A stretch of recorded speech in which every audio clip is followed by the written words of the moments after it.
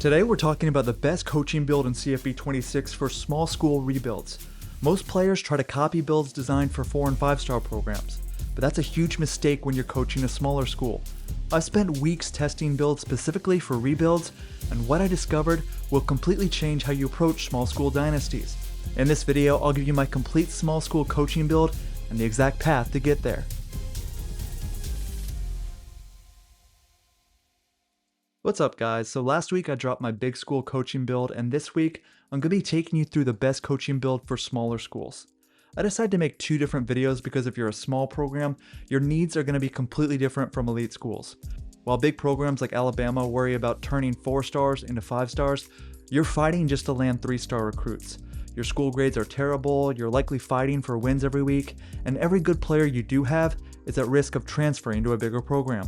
That's why copying big school coaching builds is a disaster for rebuilds.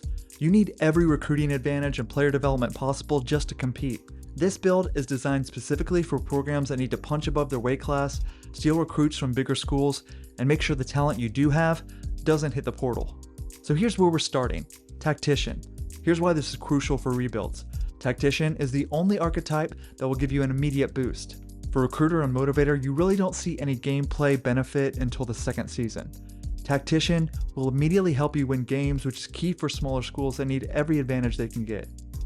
You won't get huge rating improvements with these Tactician boosts, but that 1 or 2 point difference can help you pull upsets and win games you have no business winning. As a coach, you also get the most XP for wins. Those upset victories will level you up faster than any other method. Plus, this year Tactician works in bowl games and playoffs. Last year, for some reason, they went away during playoffs. This year, you still have them. You need to spend 50 points in Tactician and reach level 10 before unlocking your next archetype. Each upgrade costs 8 points, so you'll end up spending 56 points to get to that 50 point threshold. Based on my playing style, I like to go tiers 1 through 4 on quarterback, tiers 1 through 2 on O-line, and tier 1 on linebacker. But feel free to focus on the ratings boost that fits your playstyle the best. Just ignore the cross-training position category. Once you've spent 50 points in Tactician and reached level 10, your next move is to unlock Recruiter.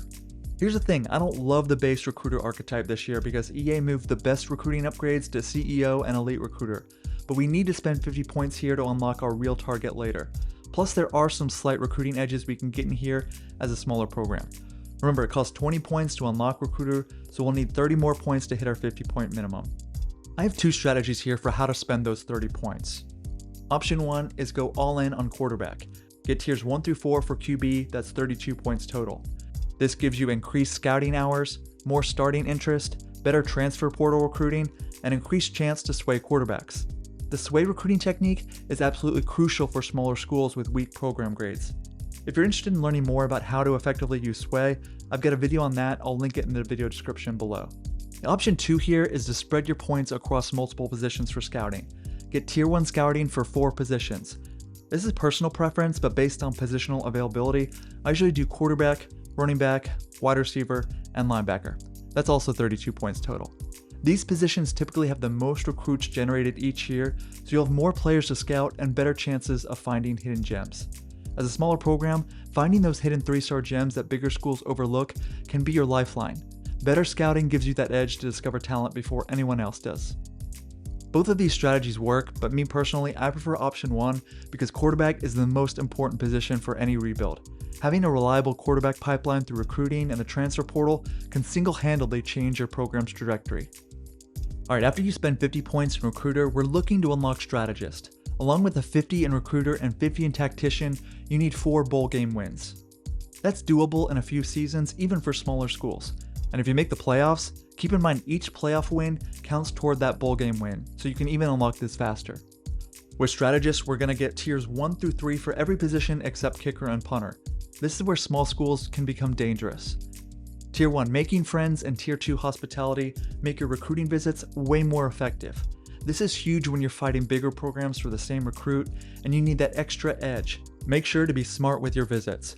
For example, if you bring in a quarterback recruit 1 week for a visit, also bring in a wide receiver recruit that same week to take advantage of the complimentary visit bonuses. These bonuses stack and give you maximum impact.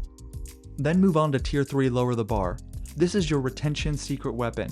It lowers players' deal breaker requirements, which means they're less likely to transfer. For small schools with bad team grades, this is everything. When you finally land that 4-star recruit, you don't want them leaving for Alabama after one season. Now here's where I stop with Strategist. Tier 4 sounds good on paper and increases your chance to see development traits when scouting, but here's the problem, it's not guaranteed. In my testing, it actually only worked about 10 to 15% of the time. For the cost, that success rate is not worth the points. Now here's the one downside of this build so far.